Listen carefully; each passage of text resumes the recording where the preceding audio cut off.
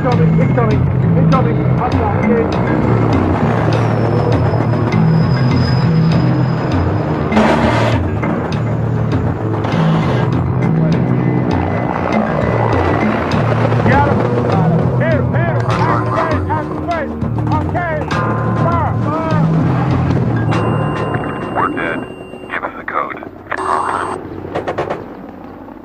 This is the OP-4 War Games base at Fort Polk, Louisiana, USA.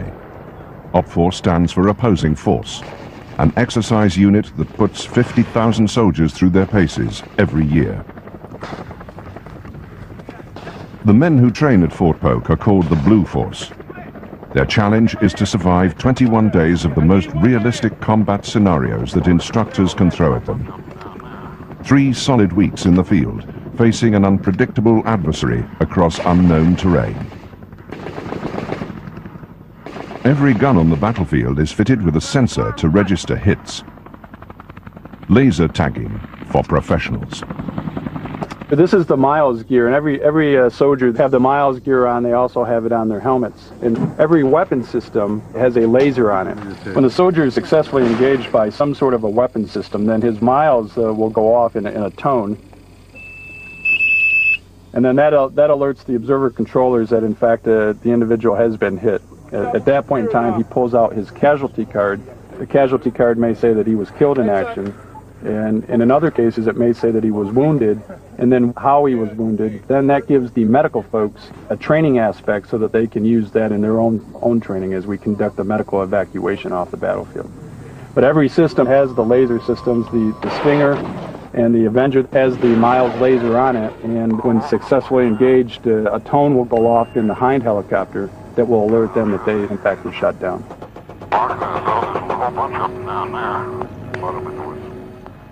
The airborne enemy the trainees will face are named Red Force, a team of OP-4 instructors, masters of the tactics and technologies of the armed forces of the former Soviet Union.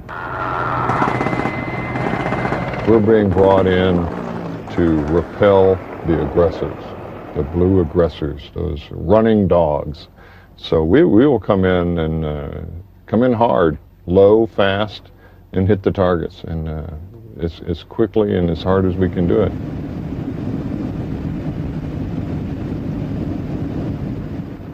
This, by far, is the most fearsome weapon at the Red Force's disposal. An Mi-24 assault helicopter captured from Iraqi troops in the Gulf War.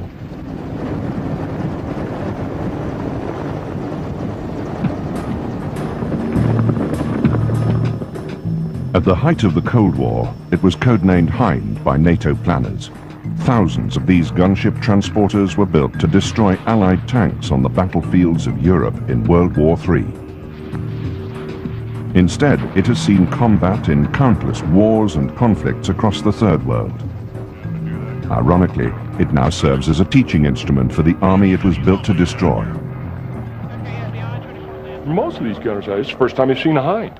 They've seen an Apache, and they know how the Apache attack helicopter works. But this is Hind, it's something different.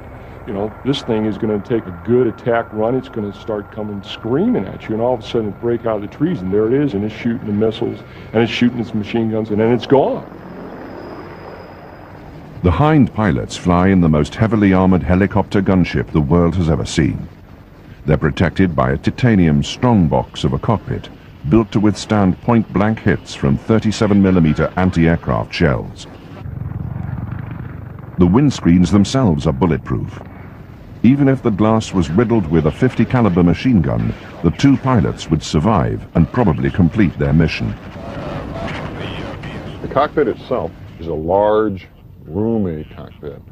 The switches are simple, clearly marked. It's air-conditioned. It's got a nice fan up in front for airflow, keeping it across your face. And in stress, you like to have airflow across your face.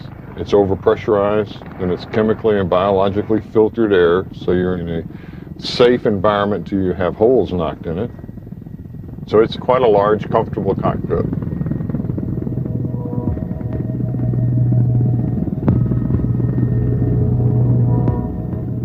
The Soviets had relied upon sheer weight of numbers to achieve military superiority. high-tech weaponry was never favored because of the intricate backup systems required by such machinery. The helicopter the Russians have inherited was designed by the Mill Company and first flown in 1971, and has proved itself to be a highly competent piece of weaponry.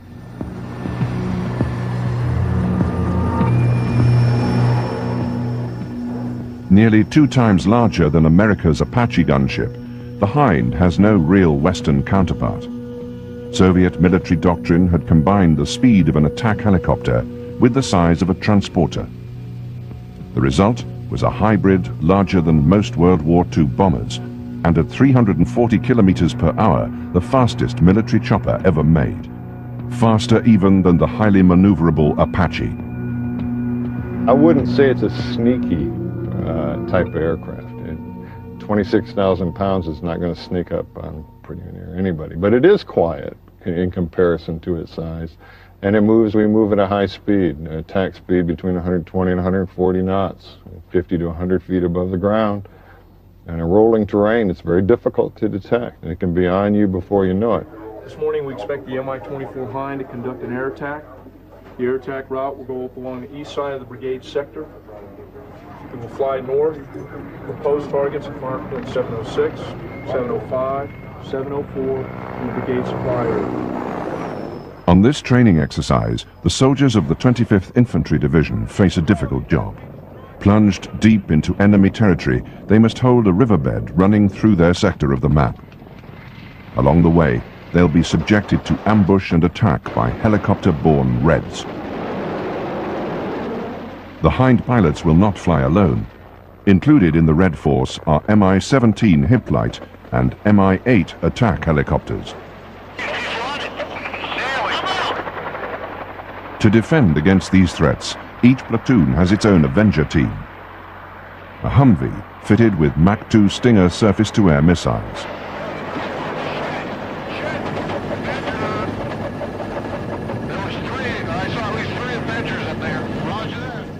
Hind pilots hug the trees, seek their prey, and strike swiftly. This gives each team an average of just 3 seconds to get off a shot. If this were war, these men would already be dead.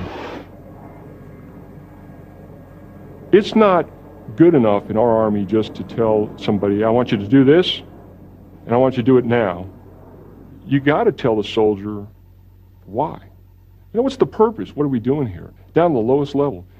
He or she has an idea why we're out here. What's the whole purpose? What's the end game? And then the how is left up to them. And you trust them that they'll be able to apply that how, but it's the why. Again, I think that's probably one of the things that's unique about our Army. This is definitely the most realistic training that I've ever seen in 14 years in the Army. So this is great. And in our home station, we really don't have aircraft that engage back at us. So we'll be on our toes as to more of what we're doing.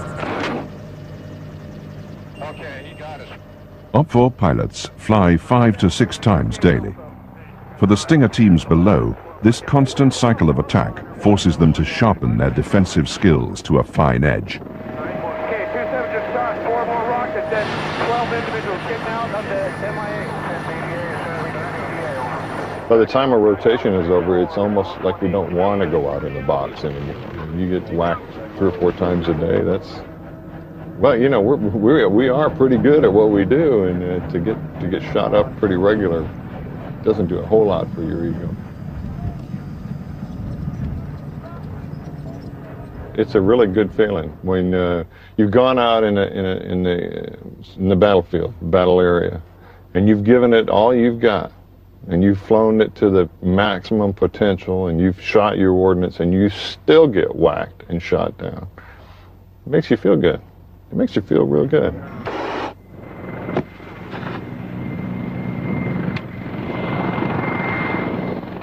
The Hind is adept at training the soldier of tomorrow.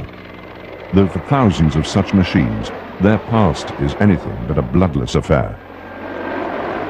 I don't know about this one, but you know, you do wonder who sat in here, and you wonder where they are now, what they're doing now.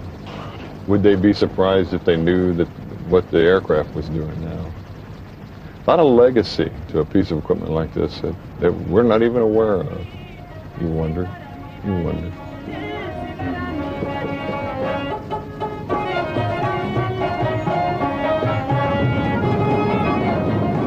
At the United Nations, the Security Council was presented with a resolution calling for the immediate and unconditional withdrawal of all foreign troops from Afghanistan.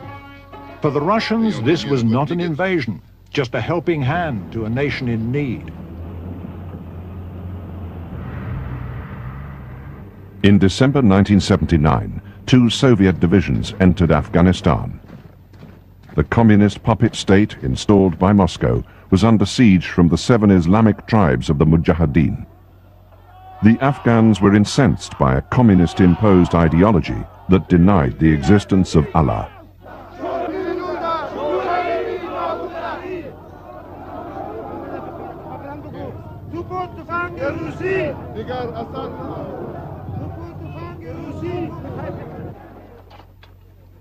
This would be the first real test of the Russian army since the Second World War.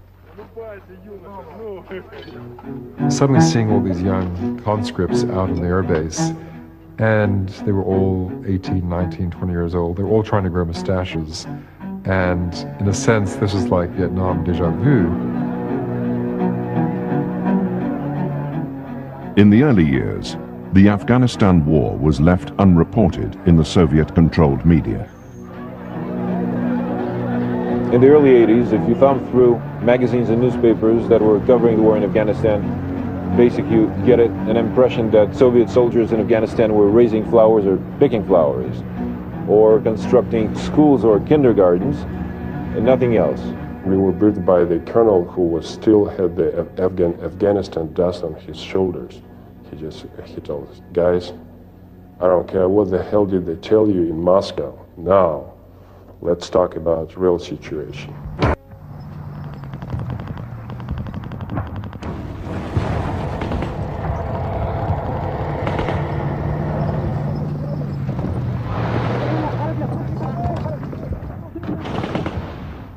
By late 1980, over 100,000 Soviets were fighting and dying in Afghanistan.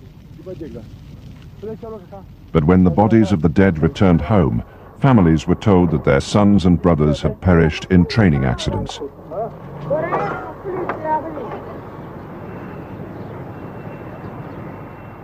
Throughout the war, the Soviets held Afghanistan's few cities, while the Mujahideen guerrilla army controlled the surrounding countryside.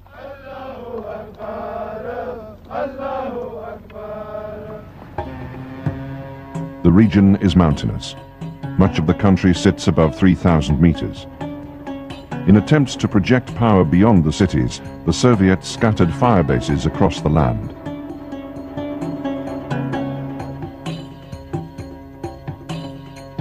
Supply and reinforcement were difficult. Afghanistan's deep gorges and narrow mountain passes proved a nightmare to Moscow's conventional army.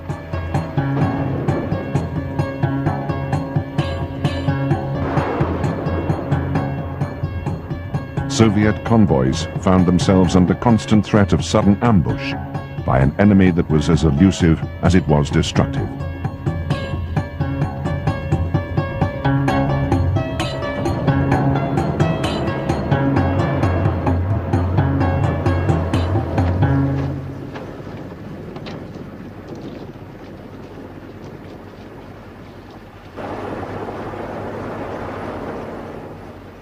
In the rugged terrain, the Red Army came to rely more heavily on one machine than any other. Like the American conflict in Vietnam before, Afghanistan became a helicopter war. And like the Huey in Vietnam, one aircraft became symbolic of the manner in which the war was fought.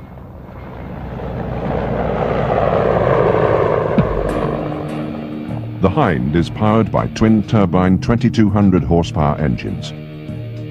Its combat range is almost 800 kilometers. The gunner sits in the front seat and the pilot in the rear. The transport compartment can carry 8 troopers, but is more often used to store extra ordnance. The stub wings add 25% more lift in high-speed flight. reduce the chopper's turning radius and can be hung with 4 32-shot rocket pods. In front, the Hind wields a 4-barreled 12.7mm Gatling gun.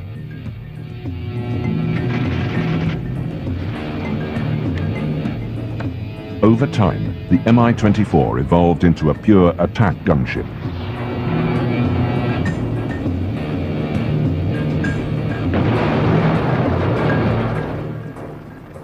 It seldom carried troops except in an emergency, and it was usually left to Mi-17s and Mi-8s to evacuate soldiers from the ground. You are in trouble, and if he's not getting you out of there, that's the end of it. And even when you're on board, you just hold your breath and count all along seconds before you feel that the altitude and probably the distance is long enough so you can slowly exhale and relax. In many ways, the Mi-24 was a product of the American debacle in Vietnam. US Army studies following the war in Southeast Asia concluded that America's Huey helicopter was both underpowered and extremely vulnerable to enemy fire. In the early 1970s, Soviet designers sifted through these studies and learned from their conclusions. The result is an exceptionally fast machine that is nearly impervious to .50 caliber machine gun fire. And that was really something dreadful. And then you will fire on it, and it will have no effect. You could see that sparking of hitting it and getting those sparks, and still it will come at you. I literally love it because more than once it saved my life, and it was hit with the bullets and shells all around, and still, well, it carried my body back to the base. Soviet tactics often replicated the strategic operations employed by the Americans in Vietnam. Hours prior to a Hind assault on a suspect village, Soviet troops were inserted into hidden posts along the village's most likely path of escape. The Hinds would pop up from behind the mountain peak with the sun rising and the winds blowing into their direction. And this is like a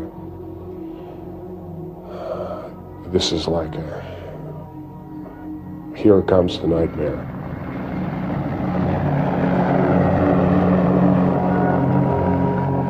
You could scare you know, even Afghan Mujahideen, they were very brave. They were very good fighters. They didn't care even if they're dead or alive, you know. But you can see that feeling, everyone, the way the helicopter was coming to you, it's you can get that feeling like, oh, it's something coming to me, you know.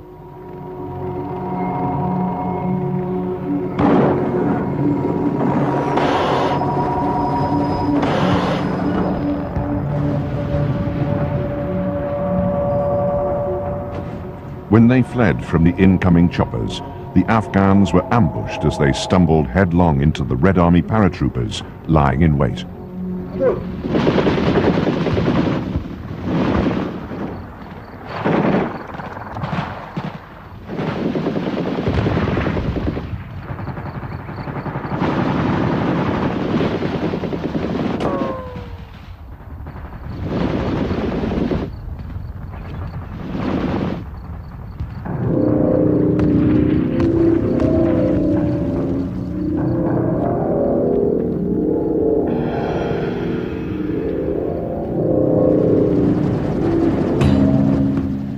By 1983, the Hinds were roaming over the Afghan countryside, seeking targets at will. Soviet pilots named themselves the Grey Wolves, while the guerrillas below christened them the Gabak, or the Spectres. We were told that we had free hunting, that we should go off and shoot any people not using official roads. But it wasn't right. What if a man in the desert is just moving to the nearest village? When we first came, some people felt okay about us, but in a year or so, that changed. For Soviet pilots, distinguishing civilian from combatant was often difficult. For leaders in Moscow, the distinction was inconsequential. Kremlin planners devised a strategy that many called genocidal. Villages were bombed to empty the countryside of the people who fed, clothed and sheltered the rebel fighters. If the Soviets had learned anything from the American experience in Vietnam, it didn't show. Terror tactics only strengthened the resolve of the enemy. There were incidents where, villages were taken out and just shot or bulldozed. That was a very common one where tanks would just run over bodies. Quite a lot of documentary evidence came out about that. With, children buried alive through bombings, again, deliberate attacks against villages, sometimes as punishment for attacks by the guerrillas. Anything against land, community, faith, and honor calls for fighting to death.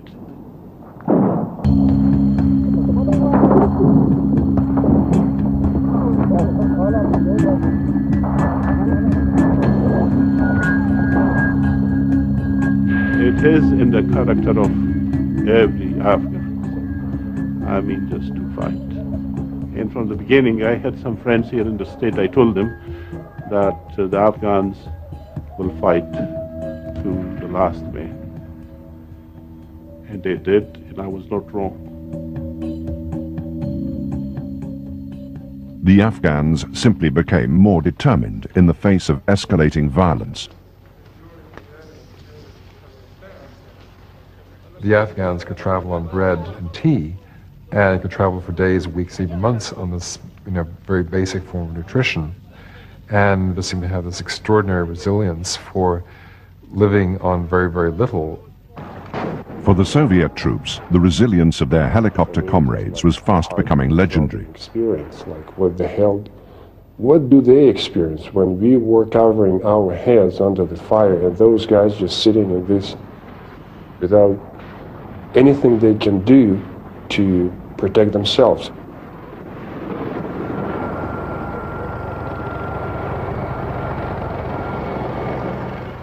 Pilots spent much of their time flying convoy escorts, and over time earned the respect of the troops that they're sent to protect. Their strongest bond was with the heliborne troops they would carry into battle.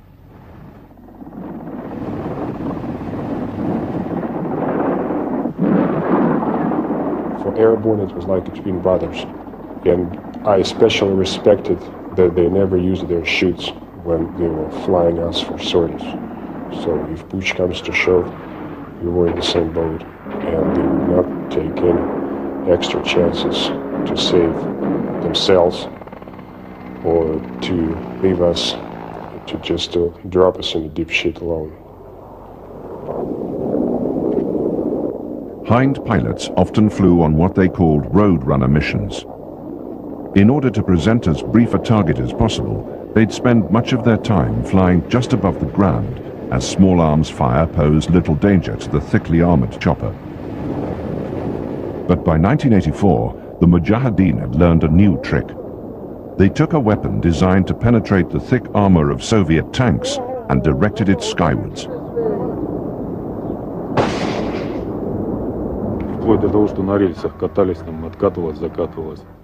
Another unexpected thing we encountered there were the usage of hand grenade launchers against helicopters, which were intended to fire at tanks, but at helicopters at low altitude. They had lots of grenade launchers, and a Mujahid could just raise it and fire at you with a grenade, and there were many cases like that. You see, the helicopters will come high. If you fire it like this, the blast will kill you or at least injure you. So what we did, we will have these long, tall trees, or poplar or some sort of a pine. On the top of it, a Mujahid will climb and climb and climb, and usually there will not be strong branches to hold him. So what we will do, we will tie him up to the tree and then wait for the helicopters to come with the RPGs. And there have been cases that we shot the Hinds with RPGs. Over time, the Mujahideen, like the Viet Cong before them, learned that pilots notice field movement. Running from incoming helicopters was suicidal. Once the guerrillas stood their ground, it was the Soviets who suffered. Hind pilot Valery Burkov entered combat in Afghanistan just 2 months after his father died flying an Mi-24 mission. Another Mi-24 was shot down, and my father decided to land his chopper and try and save the downed crew. But when he was coming in, his Hind too was hit in the fuel tank. So the helicopter exploded and started to burn. And he was the only one of the crew who didn't manage to get out. He burned up in the machine.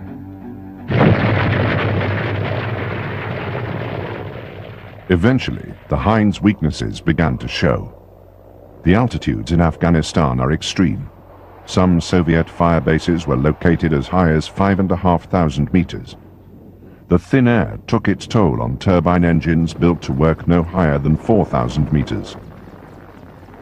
This sometimes cut the helicopter's speed by as much as 2/3. More often, it meant that the heavy armor-plated machine couldn't take off like a real helicopter, but would lumber down a short runway to get airborne. When pilots complained, Moscow and the mill company took no real action. Russia's idea was always to make more cheap aircraft. The more the better, the cheaper the better. Pilots were expendable. In the Soviet communist ideology, people were expendable anyway. And the most expendable were the draftees in the convoys below. Now, most of these conscripts were non-Russian, ethnic Russian. They tended to be Georgian, Ukrainian, from the Baltic states, Estonians, Lithuanians. So there was a degree of resentment toward the Russians, toward Moscow. Also, most of the conscripts hadn't any idea why they were covering or why they were involved in this war. As I understand, Moscow tried to save more Russian kids because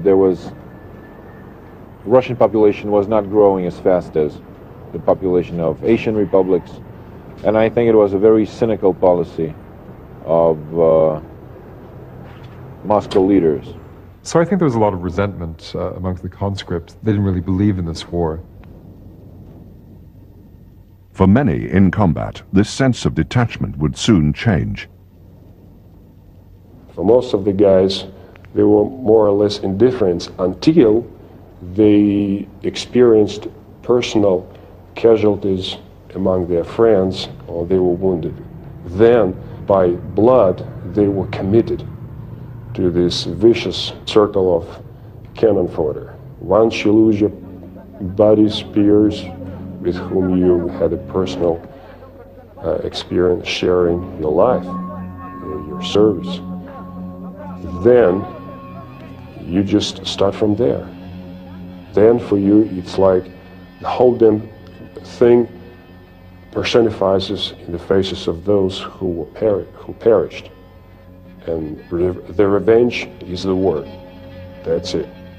And for them, there is no difficulties, no doubts. It's as simple as that. They killed my body. Now you watch me.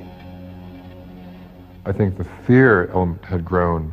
I think also the fear element had grown with the Soviets because word did come back of what happened. And if you look at the Soviet propaganda, which a lot of it was probably not that far off the mark, that if you got captured, they would skin you alive. And I always remember this being one particular element, that they would skin you alive, and it did happen.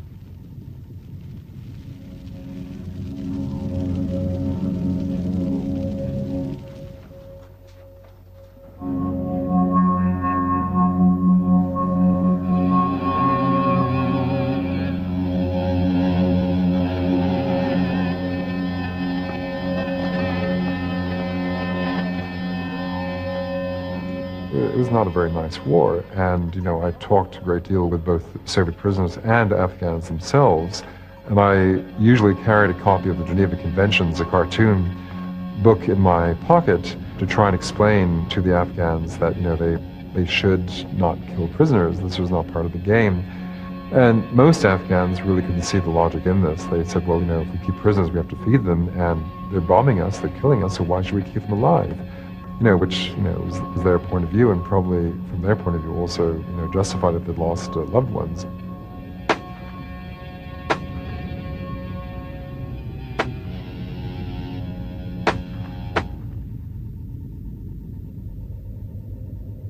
Just to dampen the morale of our soldiers, they would throw the live body of one of our prisoners with his legs and arms cut off and still bleeding.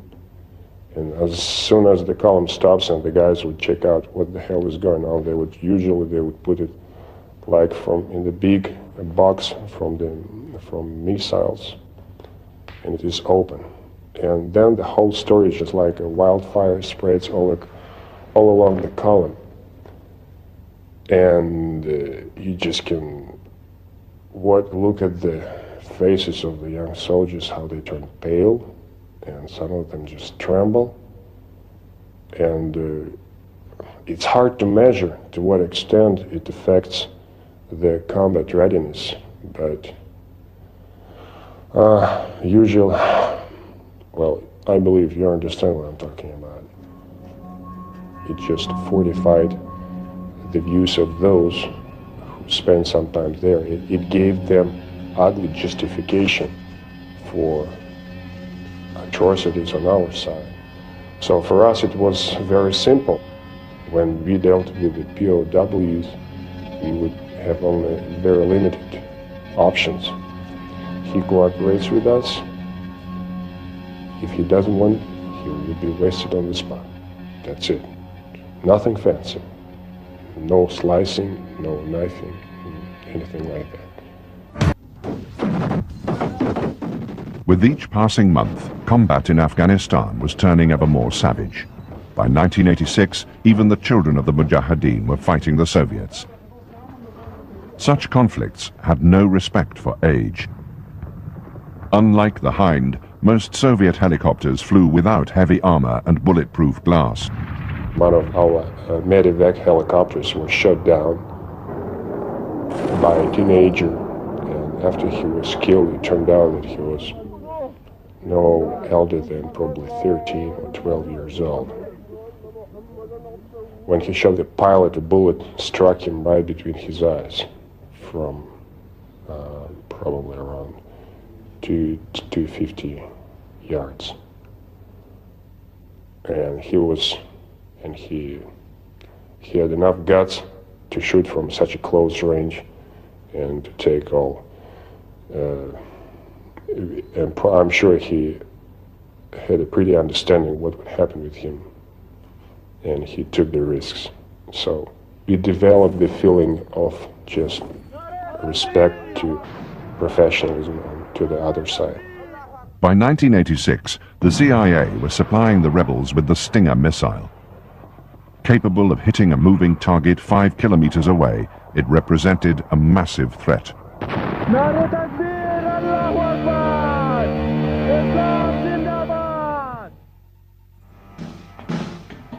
The General Dynamics Stinger weighs just 15 kilograms, flies twice the speed of sound, and can reach aircraft flying 5 kilometers away.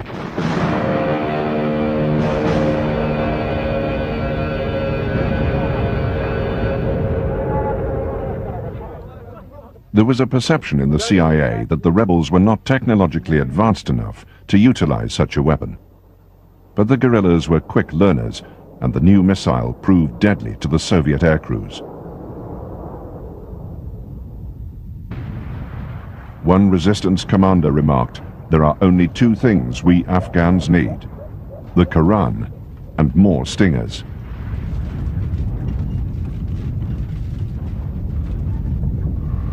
Well,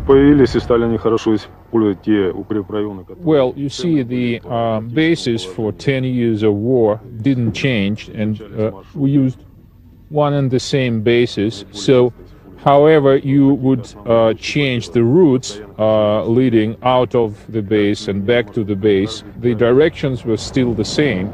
So Mujahids built up fortified positions in the mountains on the general directions of our approach to the airfields and our routes leaving the airfields.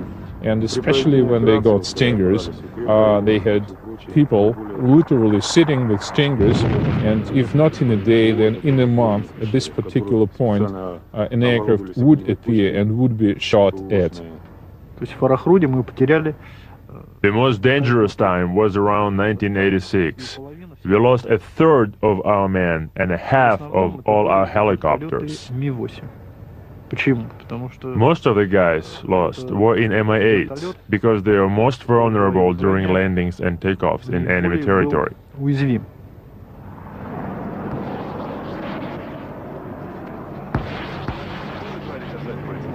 By 1987, flare dispensers had been added to most Soviet helicopters.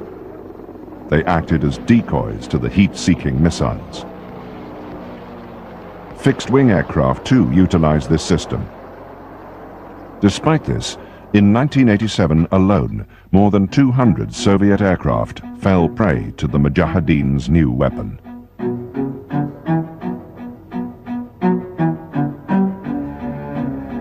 Almost on a daily basis, they would have a glass of vodka filled up with a piece of bread and a candle, and it would be like a funeral or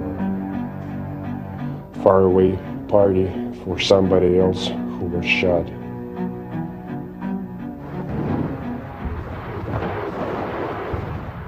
I had the first experience being ambushed, and we had a huge casualty rate, 47 killed, and we had 6 guys who were just bleeding and dying from the wounds, and our 2 medical personnel were killed too.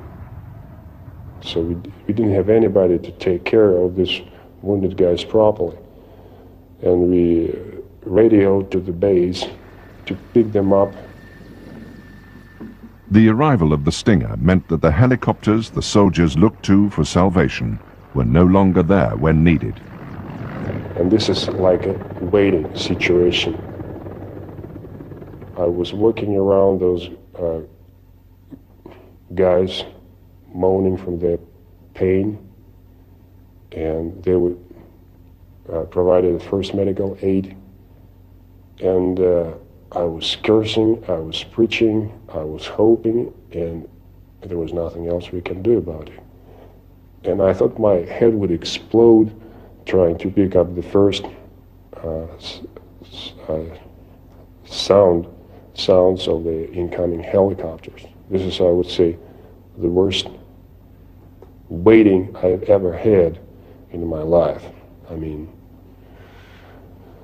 something I would not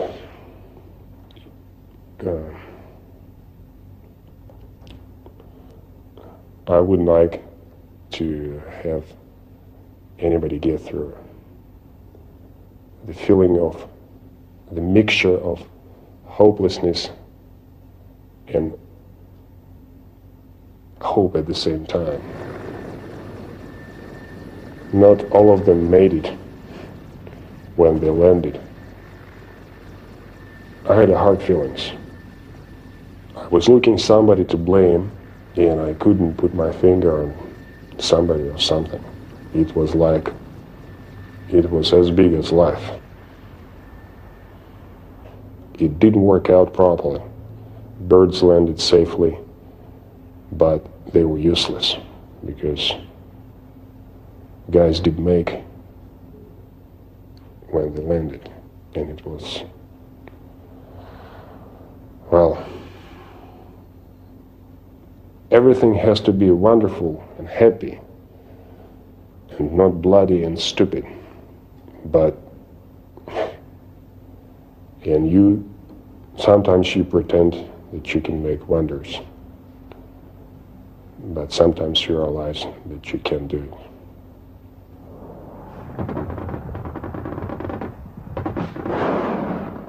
Some in Afghanistan claimed that the Stingers were more of a psychological threat than a physical one.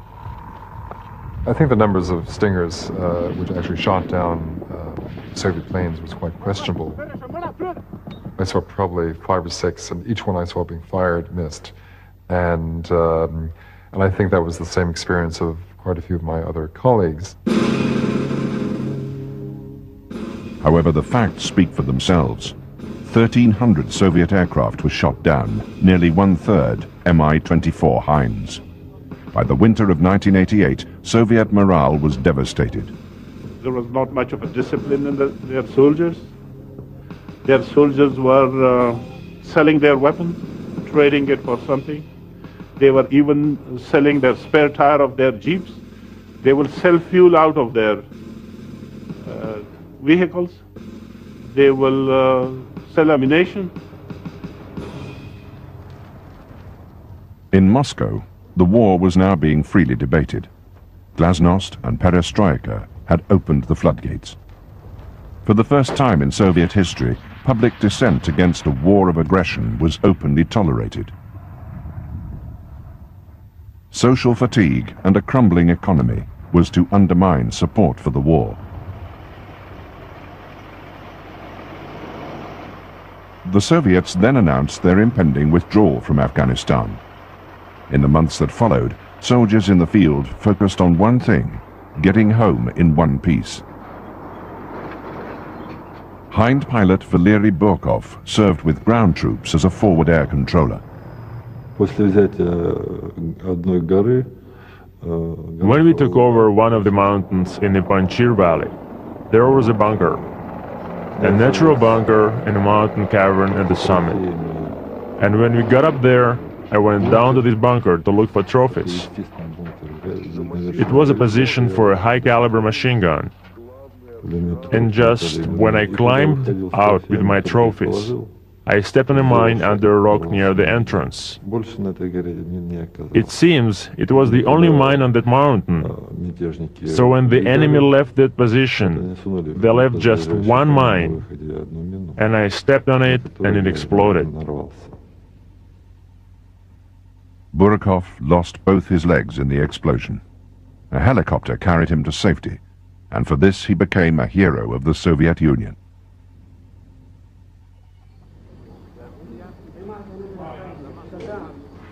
The Soviet Union has made a commitment to withdraw completely its forces from Afghanistan no later than February 15, 1989. There is no reason why they should not meet this obligation, and we expect the Soviets to honor the obligations they undertook in signing the Geneva Accords. There is no evidence that they will not do this.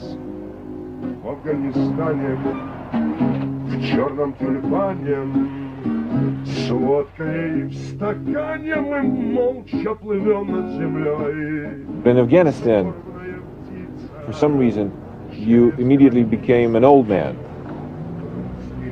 just right after you were youth.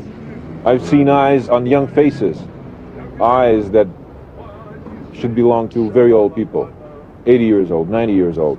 Those kids, what they saw in Afghanistan was beyond normal human experience, and this was reflected in their eyes. It's like, we made it. It's like, from now on, it's R&R till the end of my life. Nothing will be as bad as it was. That's it. Today, a small unit of guardsmen was marched onto the runway of Kabul airport. We were excited that we made it, we were there, we made it, and now we're back home, period. I mean, nothing to worry about. I must tell you that I, as a correspondent in Afghanistan, went through different stages of understanding of what war is all about. In 1986, I thought that we need another 2 or 3 divisions and everything will be okay. In 1987, I thought that even if you send 3 more armies, you'd still lose the war, and that something is deeply wrong here. And in 1989, I basically thought that this was a war that will not only destroy Afghanistan, but basically the Soviet Union. Historically, the Afghanistan war ended as the Soviet Empire began to disintegrate, and there's no doubting that the burden of that conflict contributed to its downfall. The Soviets lost 15,000 troops because of dogmatic principles. As for Afghanistan itself, 1.5 million rebels and civilians have died, and the terror continues with warring tribes fighting over the rubble left by the invading Soviets.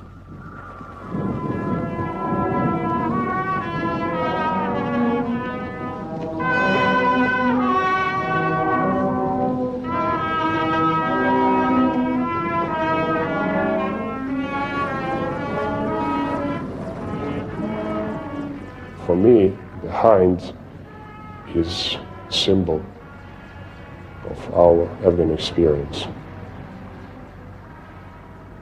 For me, it signifies, like an accumulated force, all the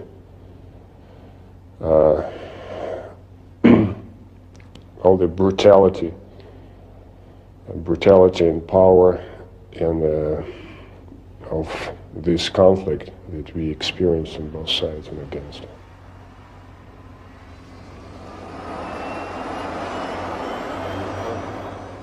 The Red Army and the empire that this weapon was built to serve no longer exists. It's ironic that the system the helicopter now operates under is as run down as the helicopter itself. There is a final irony. Because of the lack of fuel in Russia, the average Russian Federation pilot flies just once a month, making the Hind pilots of the Louisiana OPFOR unit the most active Mi-24 unit in the world.